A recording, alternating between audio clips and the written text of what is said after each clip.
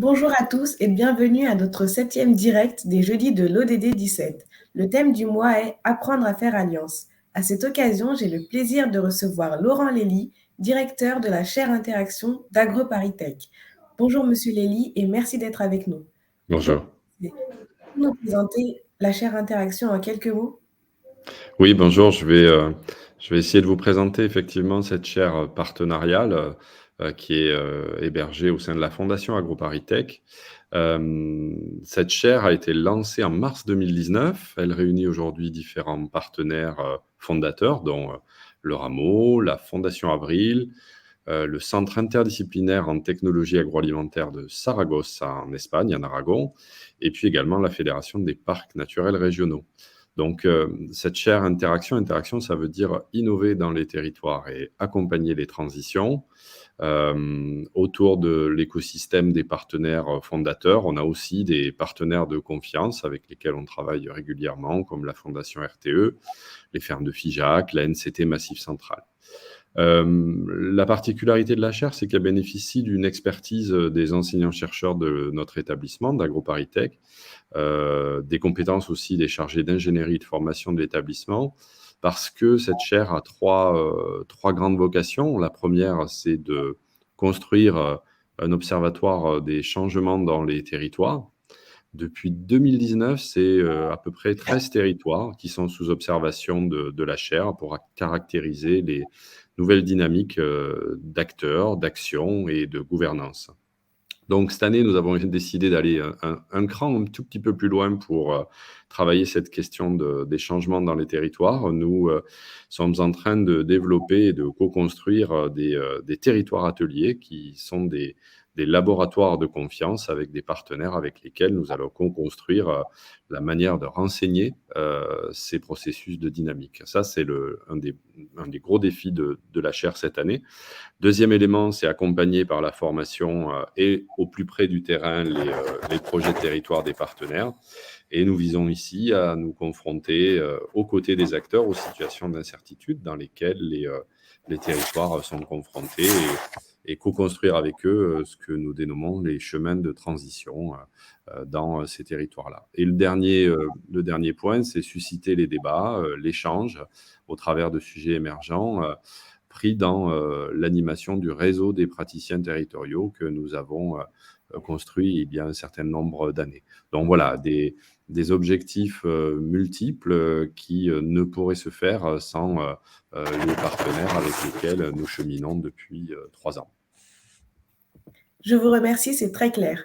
Pourquoi un projet de territoire a-t-il besoin d'alliance? Alors ça, c'est une question qui est intéressante, mais pour arriver à y répondre, il faut revenir au territoire. C'est-à-dire revenir à, qu'est-ce qu'on met derrière, cette notion-là? Alors, j'ai eu déjà l'occasion de m'exprimer, dans le cadre des activités du Rameau sur ce sujet, mais, peut-être que, j'aurais envie de dire, pour répondre à votre question, il faut, se rappeler que le territoire peut être défini comme, le résultat d'un processus inscrit dans la longue durée de coévolution entre une société et son environnement. Donc le territoire, il inscrit un capital de mémoire que l'on peut observer dans des paysages, du patrimoine et il est donc l'affaire de tous et donc le projet de territoire est également l'affaire de tous. Ça veut dire que, il est important de faire projet de territoire en partant d'une ambition qui est d'élargir au maximum les parties prenantes d'un projet d'intérêt collectif et dépasser la somme des besoins individuels des populations. Donc le projet de territoire, il a besoin d'alliance car il a besoin de renouveler ses imaginaires et il doit travailler avec toutes les catégories d'acteurs et de citoyens pour espérer renouveler ces imaginaires territoriaux dont nous avons bien besoin dans cette situation de crise à laquelle nous sommes tous confrontés.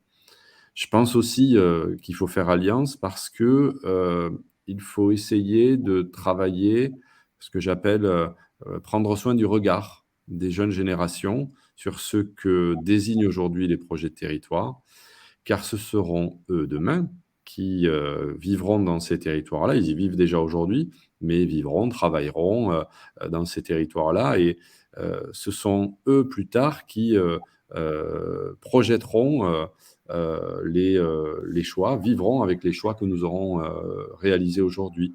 Et ça a quand même pas mal de conséquences, cette question-là, en sachant que on voit bien à quel point la situation actuelle est anxiogène pour la jeune génération, la perception de leur avenir et puis aussi leur volonté d'agir également. Du coup, défendre l'alliance pour moi, c'est défendre une idée qui est peut-être désuète, mais que je trouve de mon côté assez moderne, c'est retrouver des chemins de coopération, de solidarité et de confiance en l'être humain. Je vous remercie. Justement, en partenariat avec la Fondation des territoires, vous engagez une réflexion autour de cette notion de territoire. Et pour quelles raisons est-il nécessaire de la définir afin de faire alliance? Alors oui, nous avons décidé d'engager en décembre dernier cette réflexion sur la notion de territoire avec nos partenaires de la Fondation des territoires, son président Jean-Paul Delevoye, sa directrice Élodie Julien, et puis le rameau avec Charles-Benoît Essig, son président fondateur. Donc une démarche en fait qui était motivée par le souhait de revenir au territoire. Alors qu'est-ce que ça veut dire revenir au territoire?